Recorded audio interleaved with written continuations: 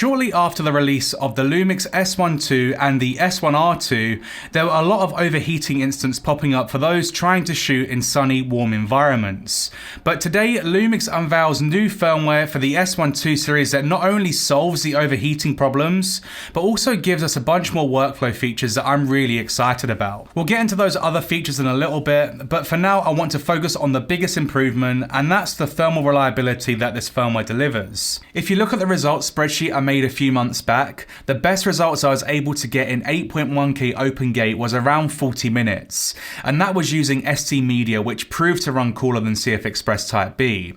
However, with this new firmware update, I've been able to record past the hour in 8.1K open gate while recording to CF Express Media, and I ran the test a few times just to be sure it wasn't a fluke. I swapped out the battery in one of the tests once it had completely drained and then started shooting immediately with no issues, and that was after around an hour of shooting. It managed to get all the way up to the hour mark again, but this time it did show the heat warning, although it was battery depletion that stopped the recording. The same story can be said for the S1II, and prior to the update my best recording time was about 40 minutes when recording to CF Express Type B. However, with the new update I was able to get about an hour and 25 minutes in before the battery died, and then after a quick battery swap, it stormed past the hour mark again without breaking a sweat, so I decided to throw in the towel and go to bed.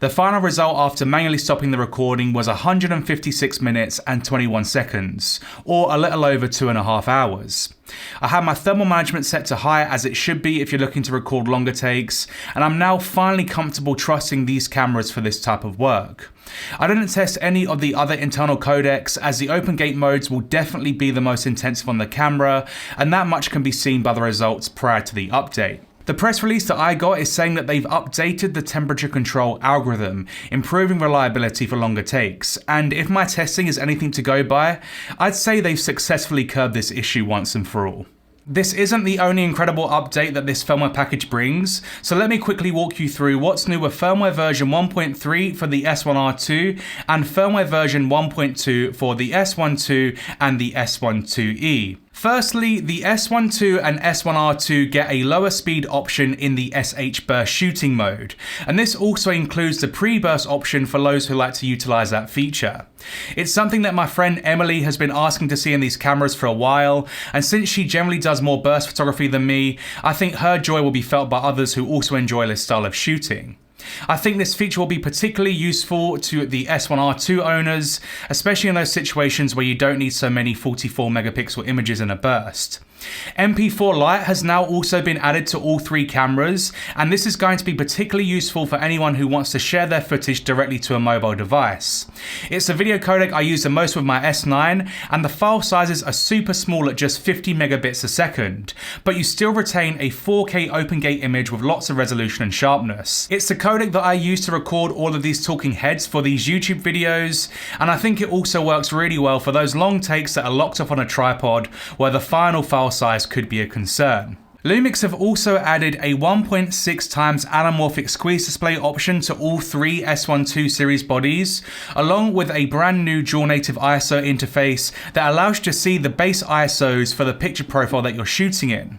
They've incorporated this in a few ways, so the one you'd see if you use the back dial to change your ISO would be the bases highlighted in different colors when you land on them. If you use the ISO function button on the top of your camera to change your ISO, then you'll see a blue line and a red line, with the base ISO sitting at the very start of their respective gain channel color. Or you can set one of your function buttons to the dual native ISO function and toggle between the low and high bases that way.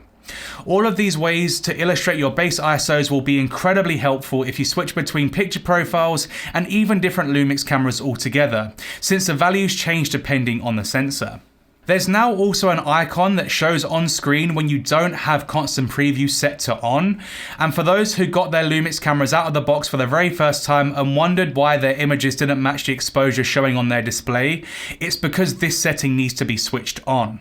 Constant preview just allows you to see exactly what your image will look like before you take it, so I'd always recommend having it switched on anyway. There's some changes to the autofocus in all three of the S1II series bodies, some cosmetic and some practical. The superficial changes include the ability to select a rectangular shaped AF box when using human eye autofocus, and you can now choose to only show the subject detection box for your main subject instead of them all showing at once even when they're not active. There's some improvements to the AF tracking reliability thanks to some updates to the algorithms, and I particularly noticed this when tracking a subject in 4K 100p or 4K 120p if you're in an NTSC region. There seems to be small AF improvements with each new firmware update, and at this point I really think the autofocus performance across all the FaceTech bodies is super reliable and sticky. This new round of updates also brings better functionality of Lumix Flow, with version 1.4 now allowing for LUT assist and frame markers with the S1II series cameras.